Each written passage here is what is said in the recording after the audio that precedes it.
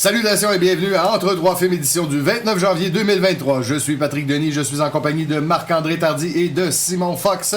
Bonjour messieurs. Salut. Au programme au cours de cet épisode, un peu de notre semaine, les sorties à surveiller, nos coups de cœur et pas de nouvelles cette semaine. Non, cette semaine, c'est plutôt tranquille de toute façon du côté des nouvelles, n'est-ce pas Simon? Oui. Donc on va profiter pour présenter les nominations pour le gala des Oscars et celui des Razzies, bien sûr.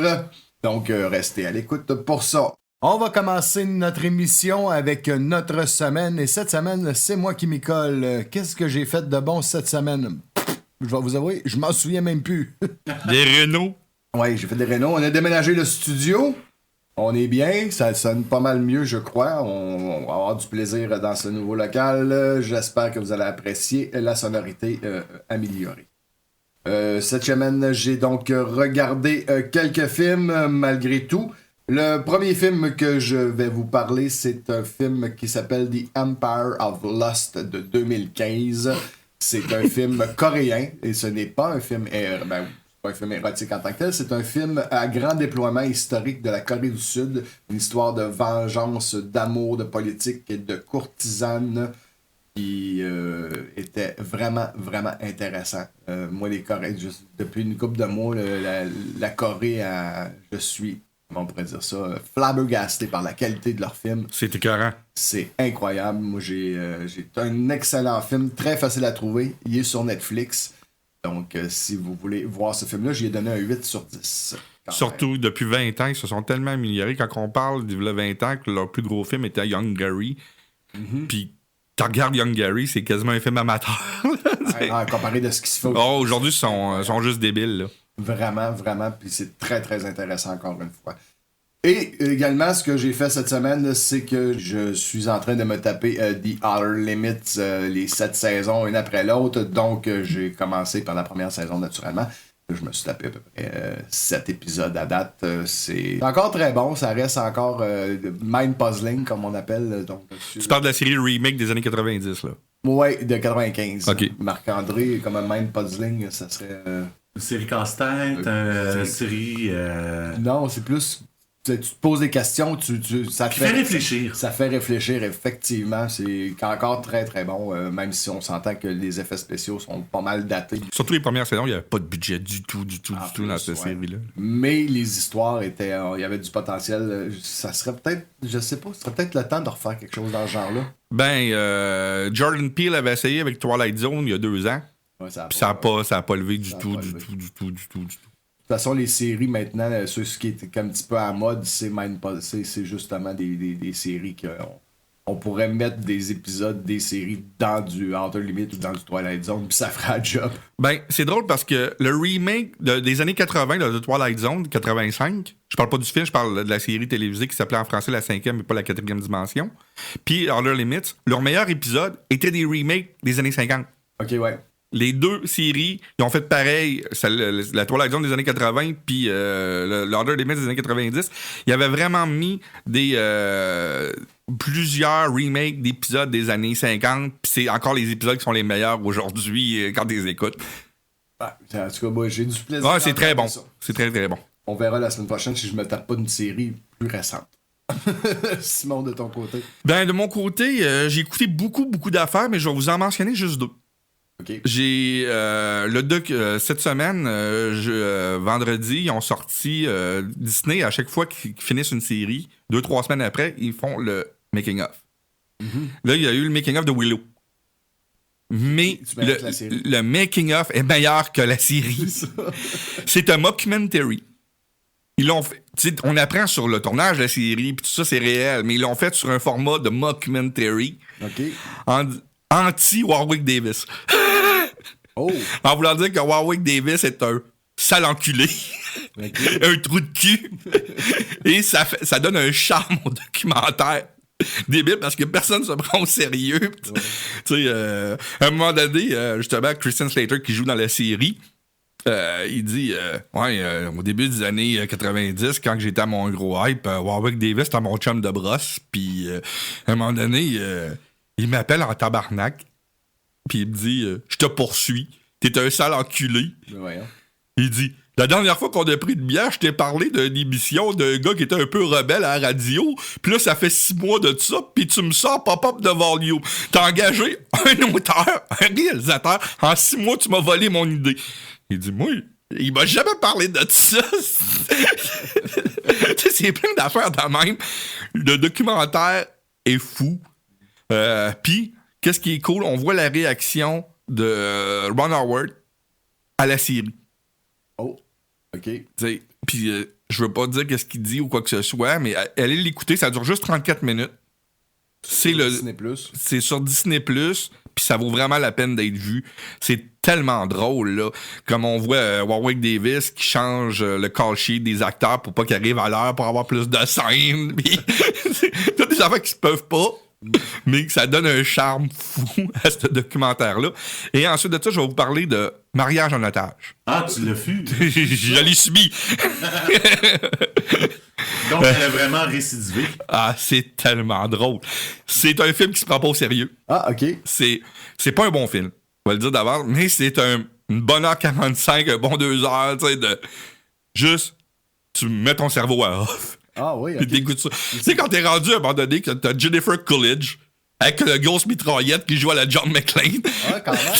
C'est n'importe quoi. Fait que c'est pas drôle parce que le film est poche. Ils ont vraiment fait Oui, le film pour est que poche, Non, mais tu sais, mais des il y a fois, des films- éclairs de génie dedans. Il y a des films qui se prennent au sérieux, puis tout le monde rit parce que c'est pas le film est tellement mauvais. Et lui, le film est pas très bon, mais ils se prennent pas au sérieux, puis ils ont vraiment. Ben, t'as Cheech Marine dans le film en partant.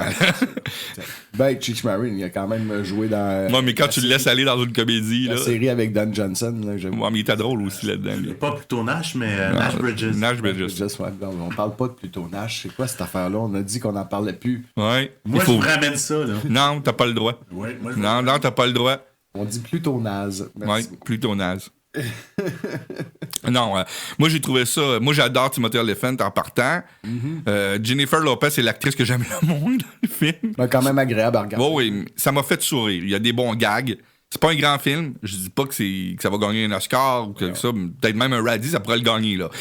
C'est pas un grand film du tout. Mais c'est juste agréable à regarder. C'est juste cute, là. T'as eu du plaisir à la Wow! C'est ce qui compte. Ouais. Marc-André, de ton côté de ta semaine? Moi, ça a été une semaine assez tranquille, point de vue cinéma et télévision. J'ai continué l'univers de Arrow, tout ça, je rentre là-dedans. Même Quand est-ce qu'on sort les choses de fleurs là, pour t'enterrer, là? Ah, il y a des affaires pires que ça dans la vie. Regarde, je commencerai pas à regarder les feux de l'amour et commenter ça toutes les Ah, semaines. ça serait le fun. Ah, quoi que ça serait un méchant beau défi. C'est quoi Samantha a fait cette semaine? Je vais m'abstenir.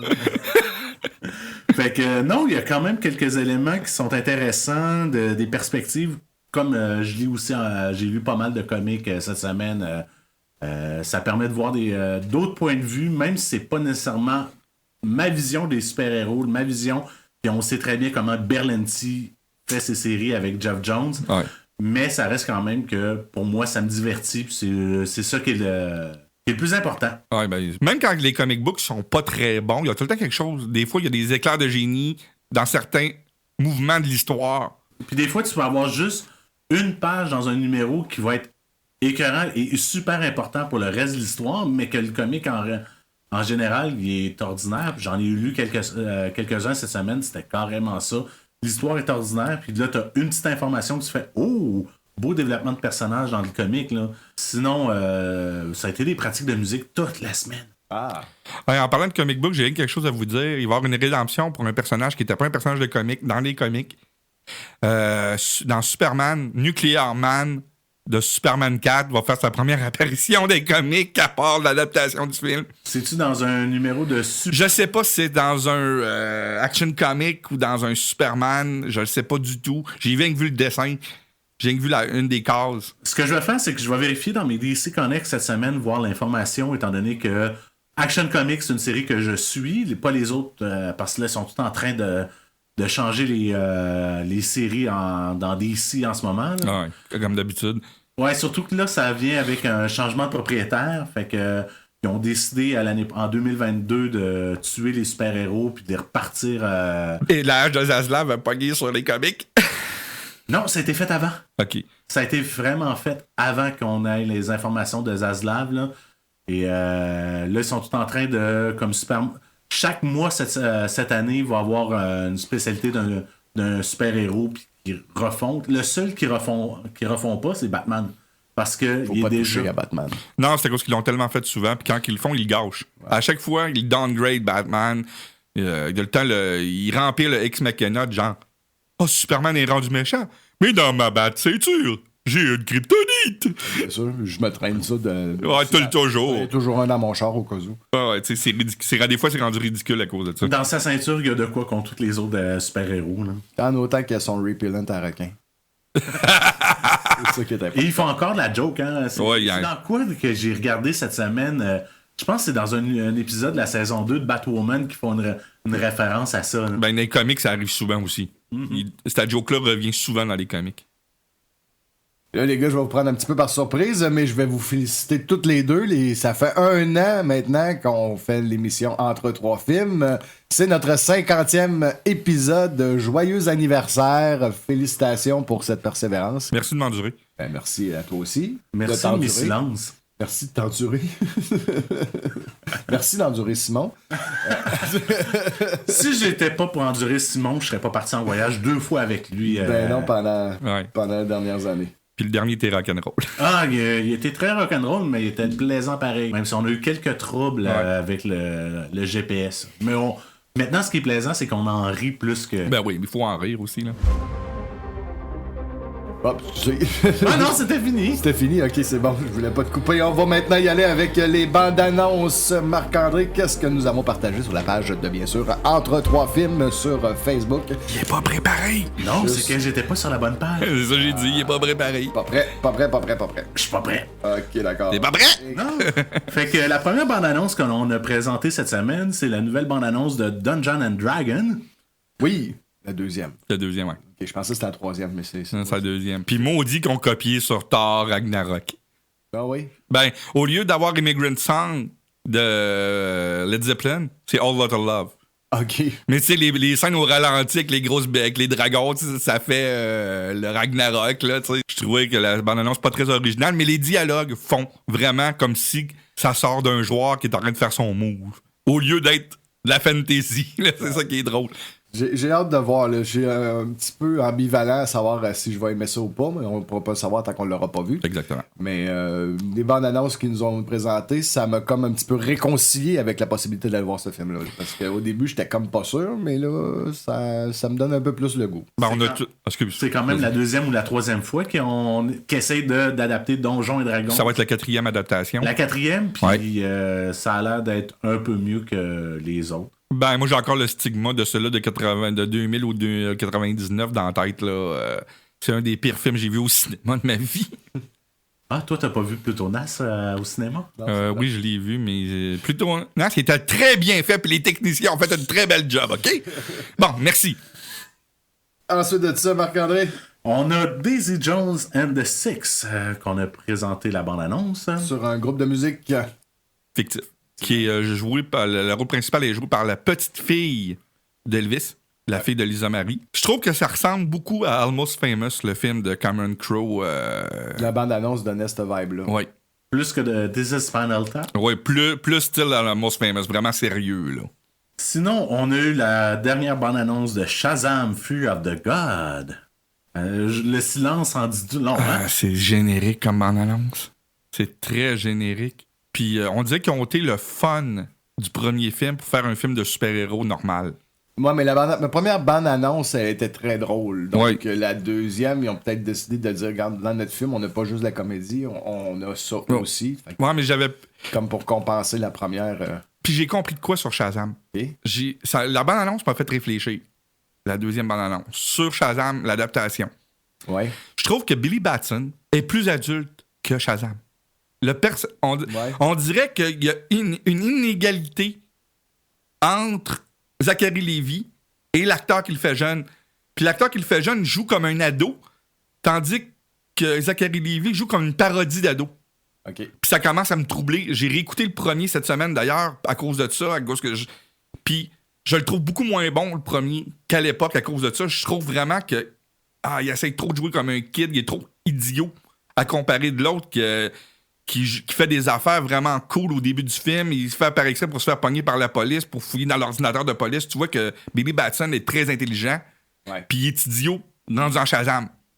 Fait que, pour moi, j'espère qu'ils vont améliorer ça dans le deuxième parce que ça m'a vraiment débalancé quand j'ai réécouté le film. Alors que dans les comics, il est tout le temps égal. Oui. Tout le temps. C'est un ado qui fait ses gaffes d'ado, puis qu'il n'y a pas vraiment de différence. Il régresse pas quand il est Shazam. Il est tout le temps pareil. Puis je dis pas ça parce que j'ai contre Zachary Levi, parce que Zachary Levi, c'est un de mes acteurs que j'adore, puis tout le monde autour de la table ici connaît mon amour pour Chuck.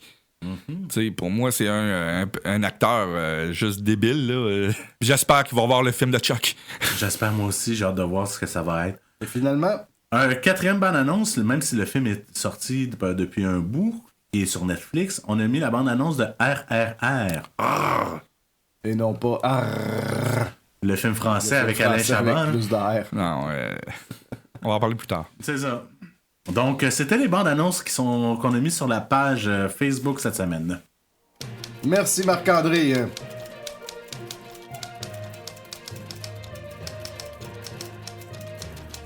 Les grosses nouvelles de cette semaine, c'est pas compliqué. Ben, ça a été la sortie des mises en nomination pour les galas, respectivement les Oscars et les Razzies. Et Simon, on va faire un petit tour d'horizon pour commencer avec les Razzies. Êtes-vous prêts? Non, je suis prêt parce que moi, j'ai aucune idée de quoi OK, tu vas nous parler. là, je vais nommer les nominés dans toutes les sections, puis avant de faire l'autre, on va faire un petit tour de table vite. Qui c'est que vous pensez qu'il va gagner? Ah, OK, c'est une bonne idée. OK. Plus mauvais scénario. Parce qu'on est des Razzies, c'est plus mauvais. On a Blonde, Disney Pinocchio, qui mentionne que c'est pas autorisé par la succession de Collodi. Je trouve ça super drôle qu'il mentionne. Ensuite de ça, on a Good Morning, que je connais pas du tout c'est quoi le film, Jurassic World Dominion et Morbius. Morbius? Effectivement. OK, vous autres, vous prenez Morbius? Ah, oui. Moi, j'y vais pour Pinocchio. Ah, ben nous autres, on n'a pas vu Pinocchio. C'est Morbius, c'est le seul... Ah non, c'est vrai, j'ai vu Jurassic World, mais Morbius est assez pénible. Bon, il est pénible, mais le scénario de Pinocchio, il est encore pire, d'après moi. Plus mauvais réalisateur. On a Judd Apatow pour The Bubble, que moi, j'ai adoré. J'ai vraiment aimé The Bubble. On a Colson Baker pour Good Morning, un film que je connais pas du tout. Andrew Dominic pour Blonde. On a Daniel Espinosa pour Morbius. Et Robert Zemeckis pour Pinocchio. Morbius.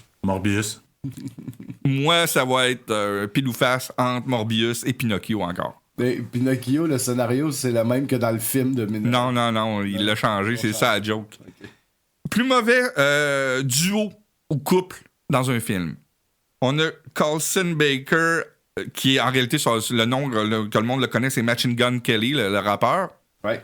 Avec Mudson, je sais pas si qui Mudson, pour Good Morning.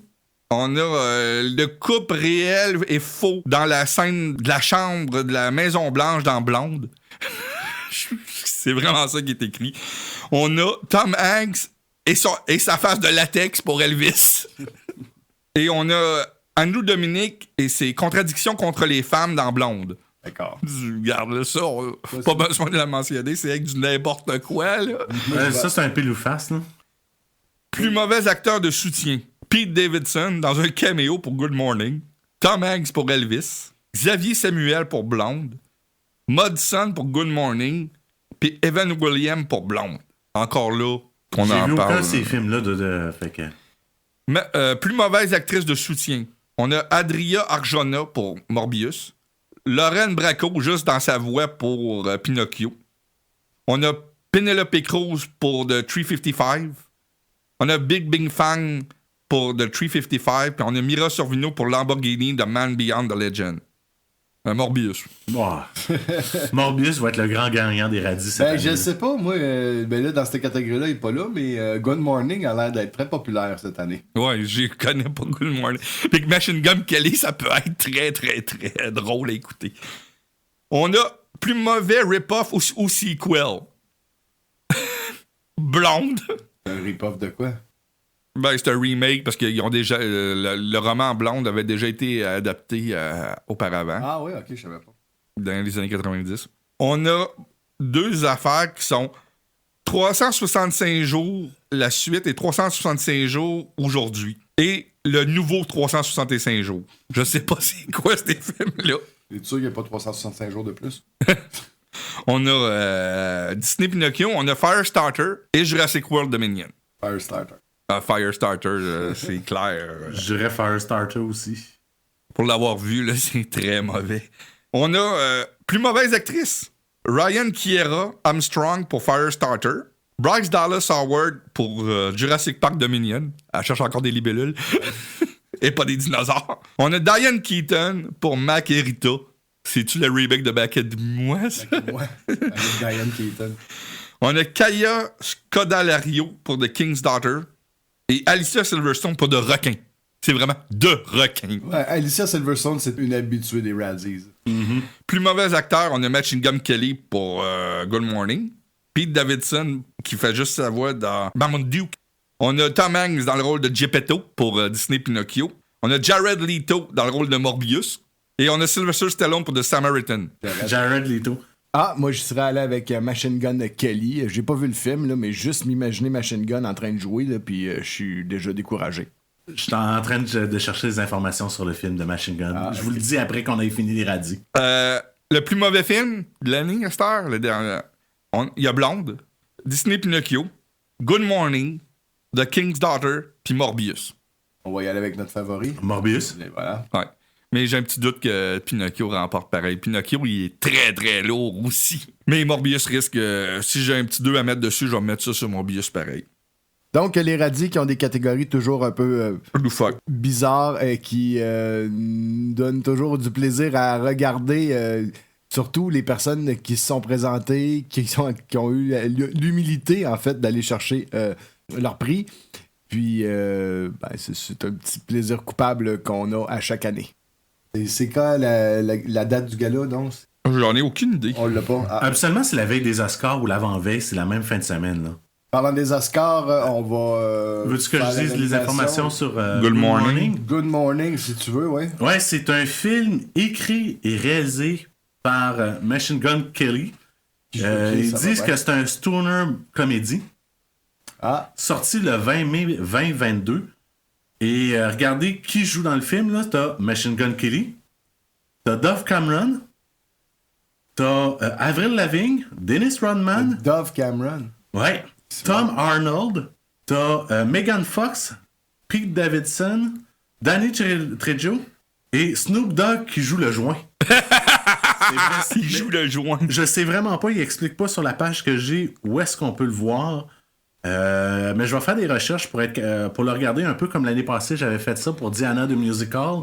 Je vais essayer de trouver où le regarder, puis vous en reparler. OK. Maintenant, pour les vrais. Pour les Oscars, ouais. bien sûr. Meilleur son.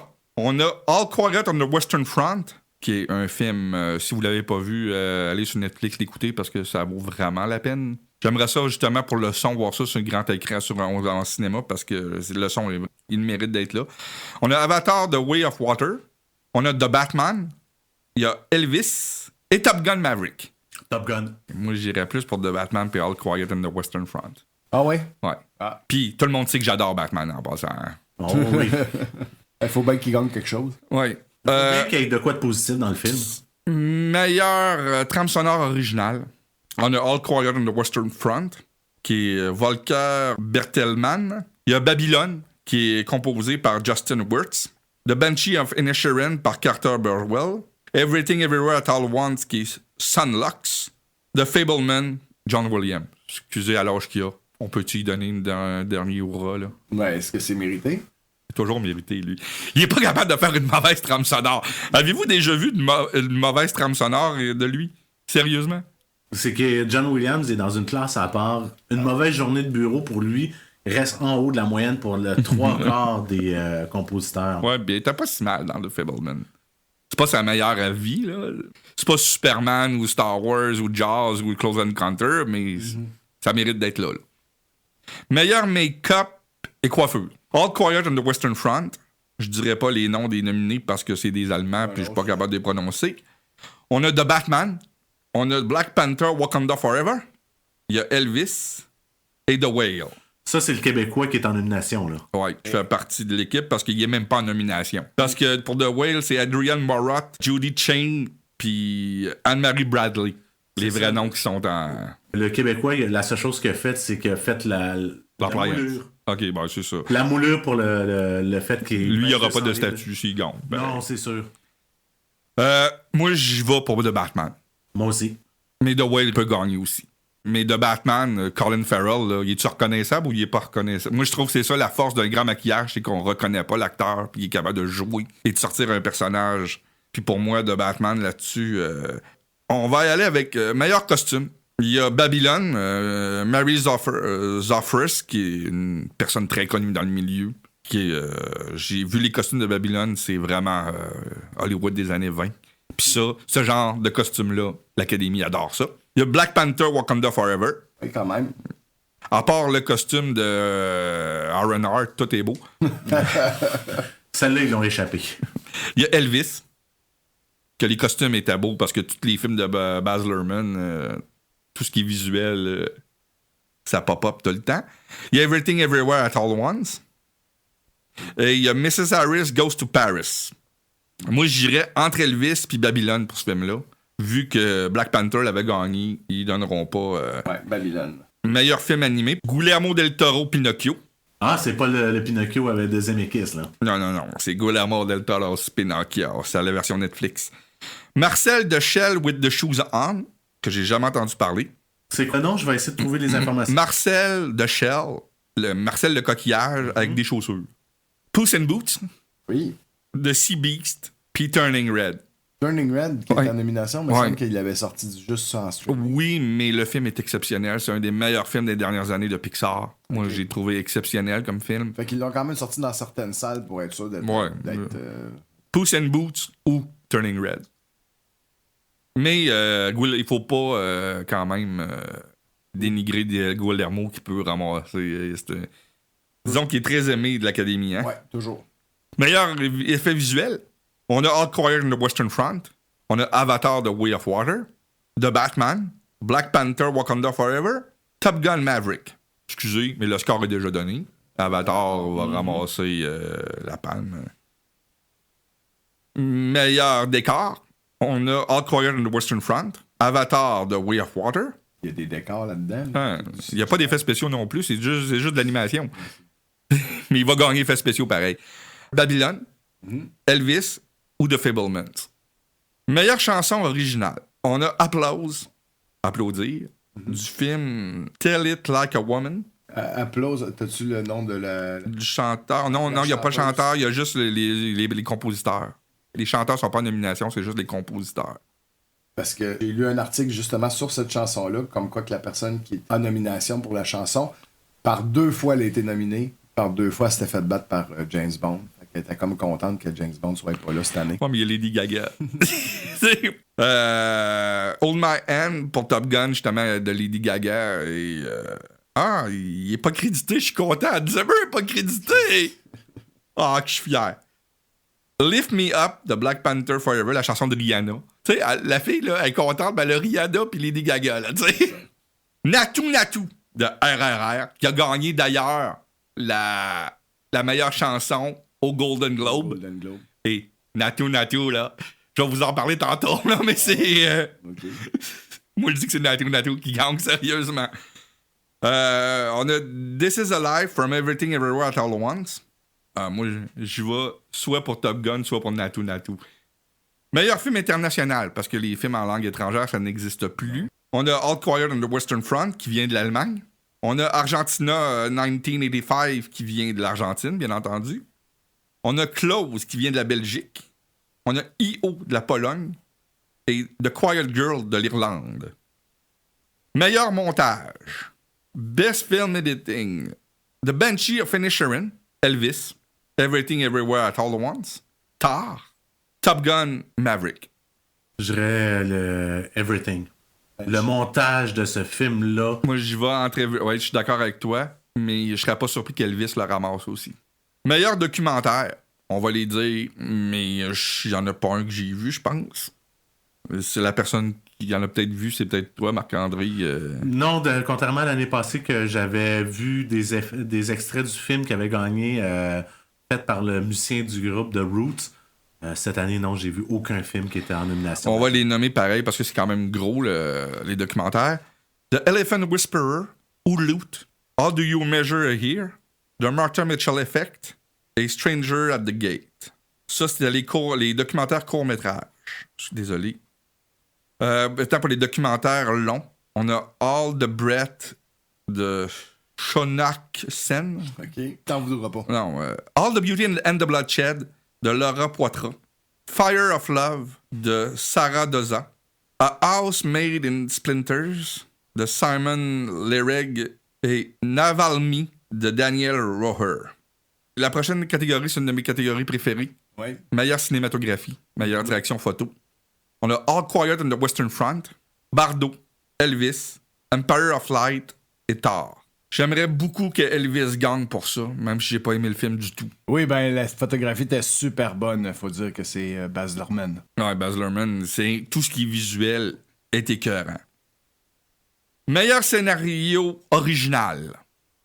The Banshee of Inisherin. Le scénario est juste out of this world, là. Everything Everywhere at All Once.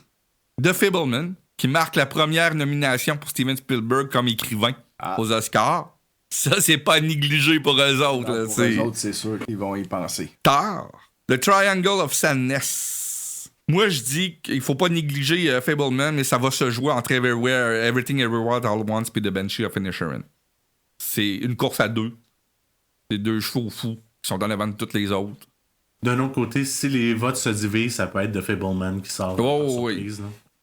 Mais quand on regarde la qualité des scénarios, Je suis d'accord. c'est les deux scénarios qui sont les plus hot de l'année, ça c'est sûr.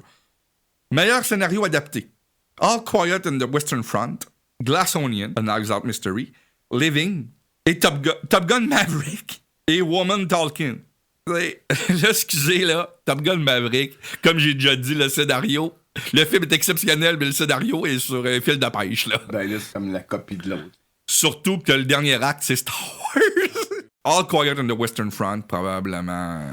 S'il faut y en donner un. Parce que c'est quand même un film anti-guerre exceptionnel. Oui. Fait que s'il faut y en donner un, moi je le donnerais à All Quiet on the... ouais. On a meilleure actrice de soutien. Angela Bassett pour Wakanda Forever. Oui, très très forte. Ouais. Juste la scène à l'ONU, là, c'est, ça vaut la nomination. C'est pour ça qu'elle a gagné le Golden Globe, si je me rappelle bien. Là.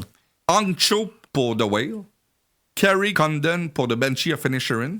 Et Jamie Lee Curtis pour Everything Everywhere at All Once. Je le sais qu'elle gagnera pas, mais mon cœur est avec Jamie Lee. Moi, je suis surpris qu'elle soit pas radie pour Halloween Kills. Ouais, mais c'était quoi ce qu'elle a fait? Quasiment un des pires. Ben, t'as-tu vu Halloween Kills? Il n'y en a pas une nomination. Non, c'est ça m'a surpris. Ouais. Mais il y a quelques années que t'avais Sandra Bullock qui a gagné le radis et la meilleure actrice la même année. La même année, puis elle s'était présentée aux deux galas. Puis quand elle a gagné les radis, elle est arrivée avec une brouette remplie de copies DVD du film qu'elle a gagné au radis pour donner ça aux membres qui votent au radis pour dire vous l'avez pas vu, je vous le donne. Ah, c'est sûr qu'ils votent sur des affaires qu'ils n'ont jamais vues. L'autre, anyway. Mais c'est Angela Bassett qui risque de gagner. Probablement. Mais, comme j'ai dit, mon cœur est avec Jamie Lee Curtis. Ben, les Golden Globes, c'est habituellement un bon baromètre par rapport aux Oscars. Ça l'a déjà été. Il reste à savoir s'il l'est encore. Best Supporting Actor, meilleur acteur de soutien. On a Brendan Gleeson pour Banshee of Inisherin. En quelques peu de mots, il est capable de faire n'importe quoi. Brian Terry Henry pour Castaway. Judd Hirsch pour The Fableman. Barry Cogan pour The Banshee of Inisherin, qu'on va d'ailleurs voir dans The Batman 2 jouer le Joker, parce qu'on le voyait déjà dans... Le premier. Et mon cœur est avec lui. J'espère qu'il donne Kyu-Wood Kwan pour Everything Everywhere at All Once. Je le sais que c'est Brendan Gleeson qui va gagner, mais par exemple, il a battu Brendan Gleeson au Golden Globe, là. Mais je pense qu'ils ont donné le Golden Globe. Pas sûr que les Oscars vont lui faire la même faveur, par contre. Mais ça serait tellement le fun. Oui, ça serait le fun. Meilleure actrice... Cate Blanchett pour Tar. Et là, on a une double nomination parce que Anna de Marias est en nomination pour Blonde. Ah ouais? Ouais, cool. On a Andrea Riseborough pour To Leslie. Michelle Williams pour The Fableman. Et Michelle Yeoh pour Everything Everywhere at All Once. Ça va être dur. Ça va être très dur. Ça va se jouer entre 3 actrices, d'après moi. Kate Blanchett, Michelle Williams, puis Michelle Yeoh. Mais Kate Blanchett, c'est Kate Blanchett. Là. C'est comme Goat. Meryl Streep. Là. C'est une goat. ouais, c'est une goat. Meilleur acteur. Austin Butler pour Elvis. Colin Farrell pour The Banshee of Inisherin. Paul Mescal pour After Sun. Bill Nighy pour Living. C'est-tu l'année de Colin Farrell? Je le souhaite. Moi, je dis que Colin Farrell, malgré que Bill Nighy peut ramasser... Il y a le potentiel pour. Le talent, il est là. C'est indéniable. Meilleur réalisateur à cette heure? Oui. Martin McDonough pour The Banshee of Inisherin. The Daniels, Daniel Kwan et The Daniel Schneider pour Everything Everywhere at All Once. Steven Spielberg pour The Fableman. Todd Field pour Tar. Et Ruben Östlund pour The Triangle of Sadness. On va y aller avec Spielberg. Moi aussi, je vais avec Spielberg. C'est soit Martin McDonough ou Steven Spielberg, mais le GOAT il est là. Meilleur film. Oui. Là, il y en a 10 nominations. Hein. Oui. C'est rock'n'roll, puis je trouve ça très exagéré d'ailleurs. Ils font ça pour mettre des films populaires d'ailleurs. Ils l'ont déjà dit. Ils font ça pour qu'il n'y ait pas 5 films d'auteur. Et aucun film que le grand public connaît.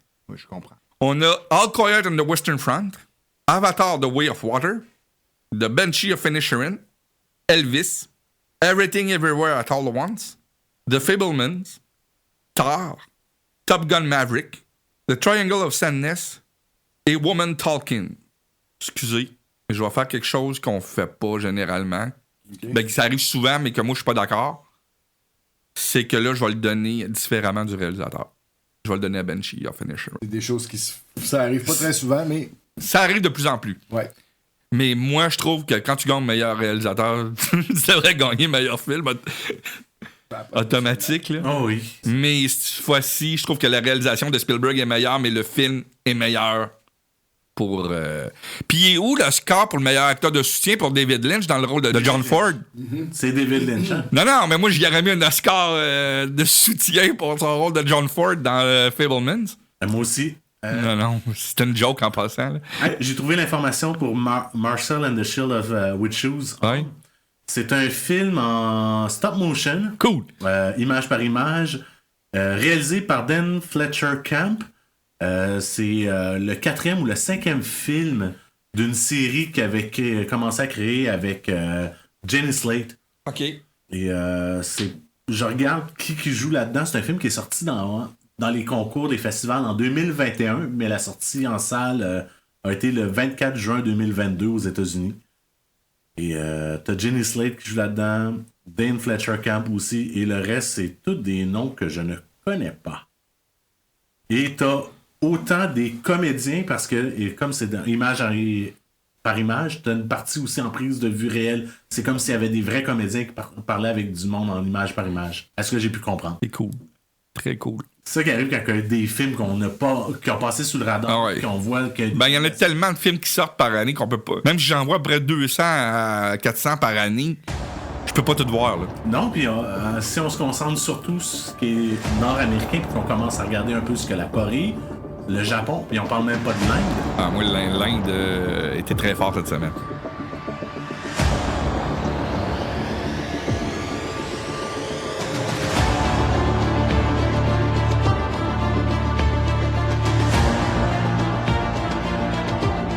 C'est maintenant l'heure de notre nouveau segment, le club vidéo, nouveau segment, 50e épisode. Des tonnes de copies? Des tonnes de copies. Et ça énerve.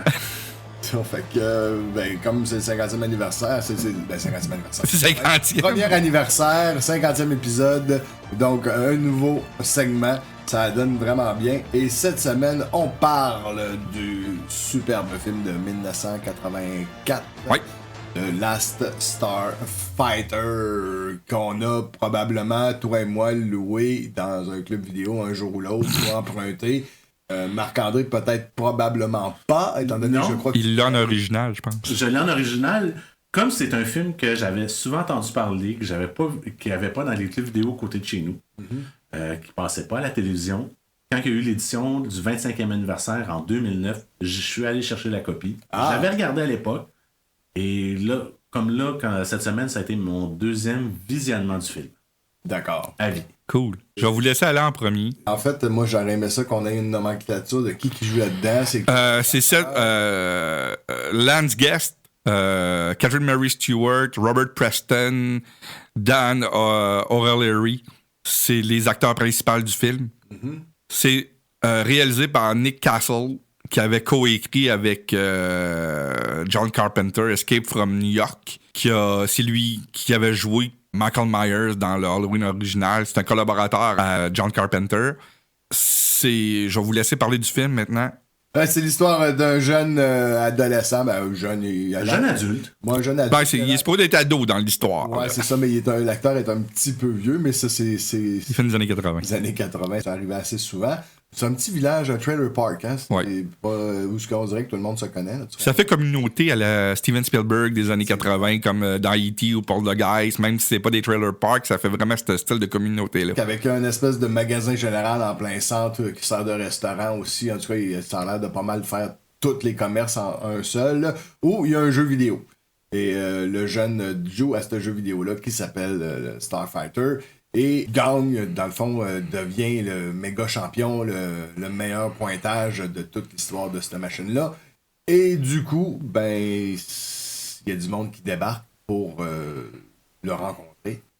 Et est-ce que donne vraiment le punch? Parce que là, on veut pas spoiler un film de 1984 quand même. Ouais, mais c'est l'histoire, il faut t'attendre. C'est ça l'histoire. C'est pas un spoiler, c'est l'histoire du film. Parce que les extraterrestres débarquent pour le recruter pour être justement le nouveau Starfighter, le nouveau pilote d'élite de vaisseau spatial pour défendre l'univers. Plus un gunner qu'un pilote. Ouais, c'est plus ça le gunner. C'est...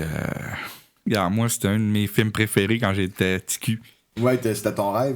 Je tripais Star Wars, fait que l'idée qu'on pouvait être téléporté sur... Tu sais que un auto cool, quelqu'un vient de te chercher dans un auto cool, et qui t'amène dans... L'auto se met à voler, puis elle devient un vaisseau spatial, puis elle t'amène dans l'espace, puis tu deviens un Luke Skywalker, ni plus ni moins. Ouais, un héros. Ouais, ça me faisait buzzer. Les effets spéciaux par ordinateur pour 1984. C'est par ordinateur, je pense. Ouais, tous les effets spéciaux sont par ordi. Je trouvais que ça faisait un peu bande dessinée. Non, c'était vraiment par dessin ordinateur. animé, je veux dire. Puis, si je me rappelle bien, ça a pris les années 90 avant qu'on ait des jeux vidéo de cette qualité-là. Oui. D'animation. Puis même de l'animation au niveau filmique aussi, là. Tu sais, dire, les premiers après ça à avoir réussi à faire ça, ça a été Babylon 5. C'était pour la télé, mais c'était 10 ans après, là, tu sais. C'était quelque chose, là. C'était les shots d'effets spéciaux, il y en avait beaucoup, beaucoup plus que dans Tron. C'était... tous les vaisseaux spatials étaient designés par ordinateur. Juste pour l'aspect technique de ce film-là est très important dans l'histoire du cinéma. C'est un très bon film. La musique était écœurante de Greg Safin. C'était très John Williams et très Host, les planètes de Host. Oui. Tu sens vraiment le côté... Par moment, je pensais que c'était de la musique de... Surtout le générique du début, là, quand tu vois les noms passés, là, ça faisait très Superman de la façon que c'était fait, là.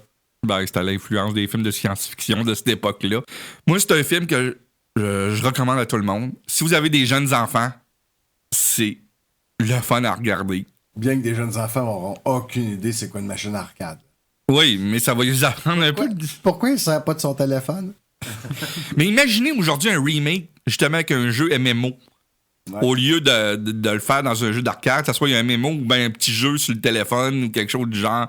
Ouais, ça pourrait être une belle version. Tu sais, ça serait refaisable, puis le sujet, justement, est tellement plus d'aujourd'hui qu'il était en 1984, le style d'histoire. C'était assez d'avant-garde, là. C'était à des années-lumière de qu'est-ce que... Oui, ça avait été influencé par l'idée de Tron, avec les jeux vidéo, mais c'était pousser le bouchon encore plus que Tron. Lance Guest, super bon, surtout quand il joue son doppelganger. Le robot bêta. Ouais, c'est... il est tellement bon dans le rôle du robot bêta que... Puis même, tous les personnages, la grand-mère dans le... Hey, son petit frère, quand il fouille pour trouver les Playboys. Oh, il va avoir 10 ans, là, puis il fouille les Playboys, puis il est vraiment content de les regarder, là. Mais ça fait partie de qu'est-ce qu'on voyait dans les films des années 80. Les Goonies faisaient la même chose, là, ouais. C'était vraiment... quelque chose qu'on voit plus au cinéma aujourd'hui. Des enfants avec des revues porno. Non. On montre plus ça. Mais on le sait très bien qu'ils le font encore. Non, ben à ce temps, ils ont leur téléphone, puis C'est ça. ils voient plus sur Pornhub. C'est que nous autres, quand on envoyait un bout de mamelon, on était un peu...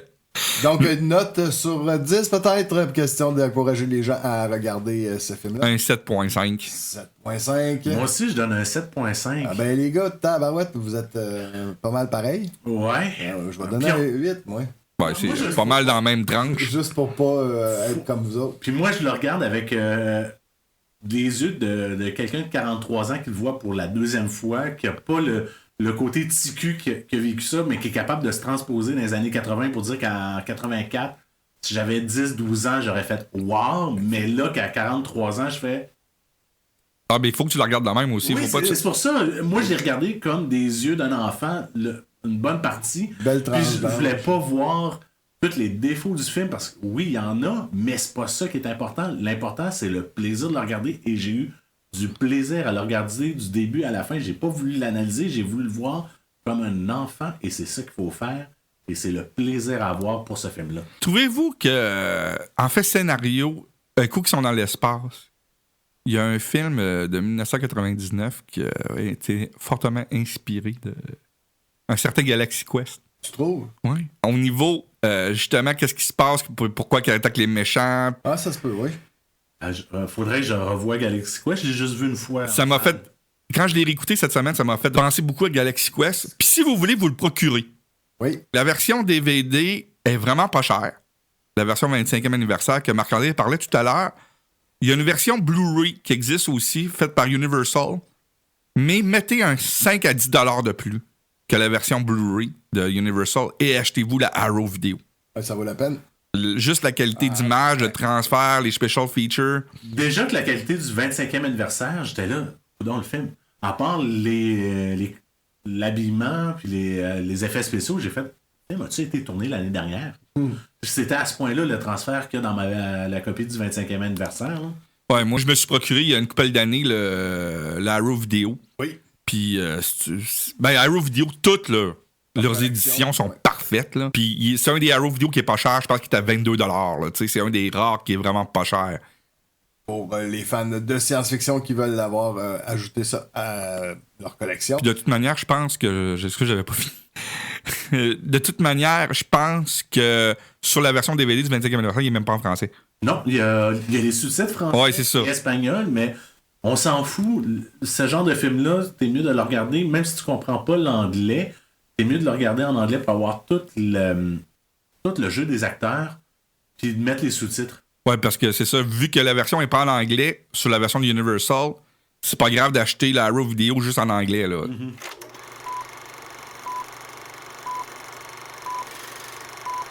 On va maintenant y aller avec les sorties à surveiller. Marc-André, qu'est-ce qu'on a en salle cette semaine? Mercredi, on a Astérix et Obélix, l'Empire du Milieu, le premier film qui va sortir au mois de février. Oui. Moi, je vais aller le voir. On va essayer d'aller le voir, ouais. J'ai un petit doute. Sinon, vendredi, 3 films à surveiller.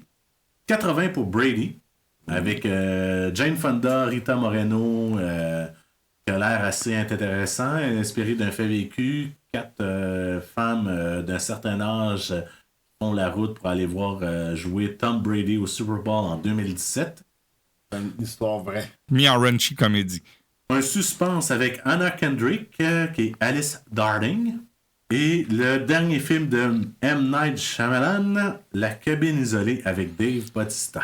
Oui, on avait partagé il y a une couple de semaines La bande-annonce de ce film-là. Fait que c'est cette semaine que ça sort. Il n'y a pas eu beaucoup de publicité pour un film de Shyamalan, par exemple. Hein? C'est bizarre. Et sur les sites, cette semaine, 2 sorties à surveiller. Le 31 janvier, un documentaire de Pamela, une histoire d'amour. Pamela Anderson sort ses archives personnelles et les commente. D'accord. Les tags de commentaires, c'est les scènes porno. Je penserais pas. Là. Non, je ne penserais pas, non. Et pour ceux qui ne l'ont pas vu, le 1er février, Black Panther Longue Vie au Wakanda sort sur Disney+. Oui. Et une activité pour le monde de la ville de Québec. Je vais en parler parce que les billets sont en vente depuis quelques temps et j'ai appris l'existence de cette activité-là cette semaine. Le 9 et le 10 février, au Grand Théâtre, l'Orchestre symphonique de Québec va présenter le film Le Violon Rouge au complet en langue naturelle et l'orchestre vont jouer la trame sonore du film live. Oh, wow. Juste pour me rappeler, j'ai oublié de le prendre en note, c'est qui a réalisé le film? François Girard. François Girard. Je sais que Samuel L. Jackson joue un rôle dans le film. Film que j'avais vu à l'époque, mais que j'ai aucun souvenir malheureusement. Donc, Un des meilleurs films québécois qui a jamais été filmé. Un excellent film, ouais. donc si vous avez jamais vu le film, ou que vous avez déjà vu le film puis que vous voulez le voir avec un orchestre symphonique qui joue la trame sonore en même temps, parce que c'est intéressant de voir ce genre d'effet-là. Ça va être au Grand Théâtre le 9 et le 10 et les billets sont déjà en vente depuis un bout. Puis ça, c'est tellement dur pour les musiciens. Ah oui! Parce qu'il faut que tu sois au cue près comme le film, puis... T'as le chef d'orchestre qui a le... J'imagine qu'ils vont être dans la fosse à orchestre pour... il y a une chose de visionnement avec les pings, puis... C'est ça. T'as le chef qui regarde sa partition, puis regarde l'écran du film, puis là, il y a plein de notes un peu partout pour dire « Ok, là, il faut qu'il dirige. » C'est juste fou. Moi, j'avais vu, quand il y avait eu en 2006 le spectacle de James Bond avec Roger Moore qui était là sur scène, qui avait fait 2-3 extraits de films, l'orchestre symphonique, avec juste montrer ça. Je sais qu'à Montréal, ils font plus ce genre d'événement-là. Si vous avez la chance à Québec, allez-y. Donc, merci beaucoup, Marc-André. Les coups de cœur de la semaine. On va y aller avec nos coups de cœur de la semaine. Cette semaine, malheureusement, les gars, j'ai eu beaucoup de choses à faire. Mon déménagement du studio, tout préparé ça. C'est ça mon coup de cœur. C'est dans le fond d'être maintenant dans un vrai local attitré pour notre podcast. On va décorer à notre goût. Ça a déjà commencé? Ouais. Pour le temps que... Gougou est là. Effectivement. Pat, Oui. il faut que je te le dise. Merci. Merci beaucoup. Merci beaucoup de ça. Tu as fait un excellent travail dans ce qu'on voit. On a la section DVD Blu-ray, gros goût, quelques... J'ai même Kylo Ren puis un Doc Trooper à côté. Ouais, pour l'instant, c'est ça. J'ai pas sorti encore R2D2 puis quelques autres trucs que je vais rajouter un peu partout. Il y a un X-Wing dans le coin. Il y a un Là. X-Wing qui Ouais. va Là, ce qui s'envoler. Ce qui va nous manquer, là, ça va être un Enterprise et un TARDIS. Ouais, là, les attardistes. là. Ah, Tardis, c'est pas... L'Enterprise, je suis pour, par exemple. L'Enterprise, L'Enterprise D, je suis pour le D. en autant que ce soit pas trop gros. Puis Pas le Playmobil, là. Le Playmobil, c'est le régulier. Anyway, Le c'est pas, régulier, c'est pas puis le à D. quel prix aussi? Excuse-nous, Pat, c'est pas ton de coup de cœur, puis on est en train de te bloquer. non, c'est correct. Non, mais c'est un coup de cœur pour nous autres aussi, parce que là, on rentre dans une nouvelle maison, là. Ouais, c'est ça, dans un nouveau chez nous. Un Ouais. nouveau chez nous pour la première anniversaire. Et voilà, donc une autre affaire qui tombe bien. Pour le 50e épisode, on le rappelle déjà. Waouh, ça passe quand même très vite. Simon, de ton côté, ton coup de cœur? R. Ah ah! On s'en doutait. Non, Pas vu ça passer cette semaine, là. non, regarde, j'ai été flabbergasté par ce film-là. Je le sais qu'il est sorti, ça fait assez longtemps, mais il y avait plein de monde qui m'en parlait. Puis, les films indiens, à part quand que j'ai un intérêt pour l'écouter d'avance, je les écoute pas. Non. Je dois l'avouer, là. Puis, je cherchais quelque chose. Puis à cause que moi pis toi, on est allé sur Netflix l'autre fois pour on écoutait le film indien de Forrest Gump, t'as le temps des suggestions. Puis RRR est pas pire des suggestions. Je me suis mis à écouter ça en sachant pas dans quoi je m'embarquais du tout. C'est un film de fantasy. C'est un film sur le colonialisme britannique. C'est un Bollywood. C'est un film de super-héros. Tout dans un. Tout mélangé. De 3 heures. De 3 ben c'est normal, c'est un Bollywood. Il faut entendre les... C'est du génie. Wow. Les chorégraphies de combat sont out of this world. L'histoire est très simple, mais c'est juste du bonbon. Puis, il y a beaucoup d'acteurs connus britanniques qui jouent dedans. Il y a Ray Stevenson, le gars qui joue dans les films de Thor, qui a joué Punisher dans Punisher Warzone. Il joue là-dedans. Il fait un des grands diplomates britanniques qui contrôlent l'Inde. Là. Ouais. C'est une histoire de vengeance comme on s'en fait plus aujourd'hui. C'est aussi cucu que épique. tout à la fois. C'est comme si on aurait un gros blender, puis on mélange tout. On pèse sur shrink, le play, puis on ressort ça, puis on brouille ce jus-là. La musique est incroyable.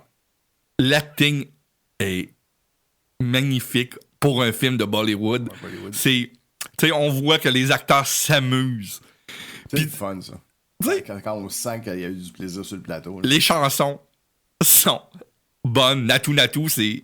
Regardez, Ça mérite les nominations aux Oscars. ça mérite les nominations pour la chanson. Juste, même le score aurait dû être... le score est parfait dans ce film-là. Puis il aurait été dans mes 1 à 3 meilleurs films de l'année 2022 si je l'aurais vu en 2022, malheureusement. Je comprends qu'il y a beaucoup de monde qui l'ont pas aimé, mais le monde qui l'aime l'adore. C'est vraiment, quand on regarde les critiques de RRR, c'est divisé. C'est tout ou rien. C'est vraiment tout ou rien. Moi, c'est vraiment tout.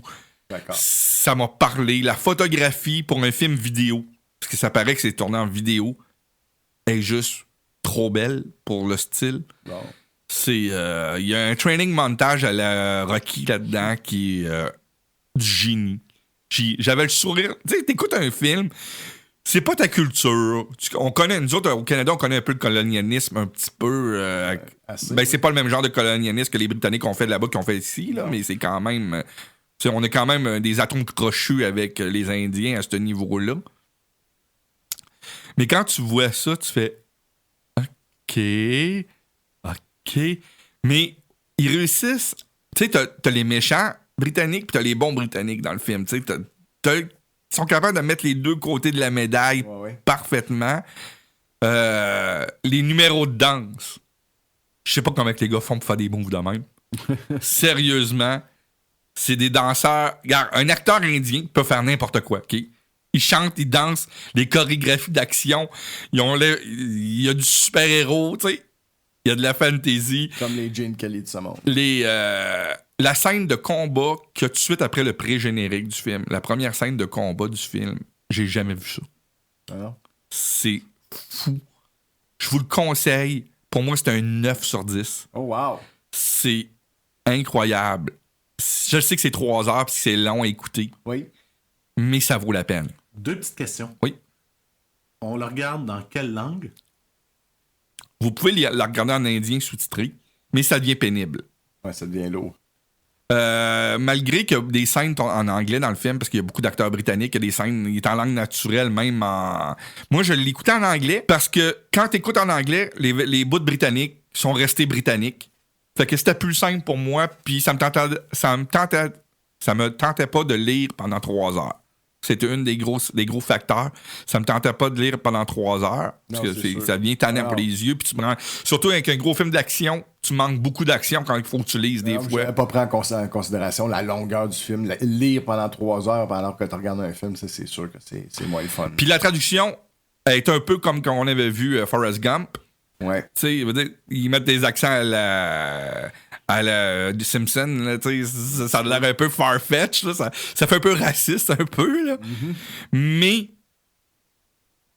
on est capable de comprendre le film beaucoup mieux que Forrest Gump. Les accents sont moins prononcés que Forrest Gump. J'ai adoré l'histoire. Il n'y a aucune verisimilitude dans ce film-là. Là. Oubliez ça, là, c'est... Il n'y a rien de plausible dans ce film-là. Mais c'est un petit joyau du cinéma indien. Puis je comprends pourquoi que c'est devenu le plus gros box-office de l'histoire de l'Inde. C'est fou. C'est un film à voir. Puis je comprends pourquoi il y a des distributeurs américains qui l'ont présenté en salle. Qu'est-ce qui est très rare pour un film de Bollywood. Ouais. Fait que allez voir RRR sur Netflix, ça vaut vraiment la peine. Et voilà pour ma première question. Ma deuxième question. Quelqu'un qui aime pas trop comédie musicale, vas-tu pouvoir aimer ce film-là? C'est du Bollywood. Si t'aimes pas les comédies musicales Bollywood, ça se peut que ça soit un petit peu plus difficile pour toi. C'est pour ça que je pose la question. Mais essayez-les. Oh non, ça c'est sûr, c'est sûr. Je Il parlais y a pas- 3 numéros musicaux dans le film de 3 heures. Je parlais pas juste pour moi, il y a sûrement des auditeurs aussi qui aiment pas nécessairement les comédies musicales. Ben, fait que je parlais de ça aussi. Là. Je suis pas une bébite là, chez. Non, mais le Bollywood, c'est une coche au-dessus encore que les comédies musicales. Si t'aimes pas les comédies musicales, t'aimeras pas le Bollywood. Parce que qu'est-ce qui est exagéré des comédies musicales? C'est x100 dans les scènes de musique de Bollywood. Ce qui permet de prendre ça peut-être justement plus à la légère. Donc, quelqu'un qui aime pas les comédies musicales parce que des fois ça se prend au sérieux ou quoi que ce soit. Dans ce film-là, j'ai comme l'impression que c'est le contraire. Ils font ça avec un petit sourire, un petit clin d'œil. Fait que ça peut peut-être passer un peu plus facilement pour quelqu'un qui apprécie pas les comédies musicales. Mais faites comme je dis d'habitude, essayez-le, vous ferez une idée par vous-même. Le numéro musical du Garden Party, là, il est juste fou. Marc-André, de ton côté? Je vais pas être original. Pour une deuxième semaine de suite, c'est The Last of Us. Sérieux, là. C'est encore meilleur que la première épisode. C'est fou. C'est débile. Puis c'est la première réalisation du réalisateur qui était le concepteur du jeu. Mm-hmm. Et sérieux, là, donnez-y un film tout de suite. C'est à ce point-là. Oui. Là, reprends Uncharted puis fallait. Okay, parce que c'est un des créateurs d'Uncharted aussi. Là. Mets pas juste ton nom comme producteur exécutif, mais fallait toi-même parce qu'on sait que t'es capable. Reprends possession de ton œuvre et fais-nous quelque chose qui a de l'allure. Ouais. Regarde, moi, une des scènes que j'ai vraiment trippé puis que j'avais aimé dans le jeu, c'est la scène dans le musée. J'avais l'angoisse dans cette scène-là. Là. J'ai tellement hâte de voir dans l'hôtel, peut-être dans le 4e épisode. Là, je pense qu'on le verra pas, l'hôtel, parce qu'ils en ont montré une dans cet épisode-là aussi. Fait que peut-être que c'était ça, l'hôtel. Peut-être aussi, mais reste quand même voir cette ambiance-là, voir Pedro Pascal, sérieux, il est hallucinant. La petite fille, celle qui joue Ellie. C'est le personnage le plus changé, par exemple, au niveau mentalité. Oui, mais c'est l'adaptation qu'ils ont faite pour la série. Elle est plus réaliste. Ouais, parce que l'autre, plus funny, tout ça, mais là, puis j'adore la relation qu'il y a entre Pedro Pascal et la fille. J'adore la chimie qu'il y a entre les deux dans le jeu. Moi, je suis un petit peu plus loin dans l'histoire, donc je vois la relation, où est-ce que ça s'en va. Mais sérieux, là, The Last of Us, là, c'est sûr que je suis pas original, mais wow. Ah, ça va être ça pour toutes les semaines, d'après moi. Non, si je vois de quoi d'autre de plus gros. Tu viens de te régler un problème pour les 6 Non, parce que c'est tellement bon, puis on dirait qu'il... Ah, et que ça s'améliore. Le premier épisode était tellement fort, malgré les erreurs, puis malgré tous les changements qu'il y a ça, puis le fait qu'il était long, qu'il durait 80 minutes, parce qu'ils ont mis les 2 premiers épisodes en un. Mais la question, ça va être est-ce qu'ils vont soutenir le rythme. C'est ça. C'est pour ça s'ils suivent le jeu comme ils font présentement, oui. Oh oui. Parce que là, ils font rien que suivre le jeu. Et voilà. Puis c'est le secret. C'est le secret que ça fait 30 ans que le monde essaye. Puis les autres réussissent. Tu sais, fait que c'était faisable de faire Super Mario en 90, là. Probablement. Bien que Super Mario en 90, le scénario de Super Mario était plutôt mince. Tu sais, Double Dragon en 94, c'était faisable. Tu sais, tous ces films mauvais-là qu'on a eus. Ouais, avoir confiance aux créateurs du jeu. Les créateurs avaient une histoire, respectez-la, puis ça risque de donner des bons films. Puis amenez-le dans l'équipe surtout des jeux comme The Last of Us, qu'il y a beaucoup, beaucoup de cinématiques en partant dans le jeu. Mm-hmm.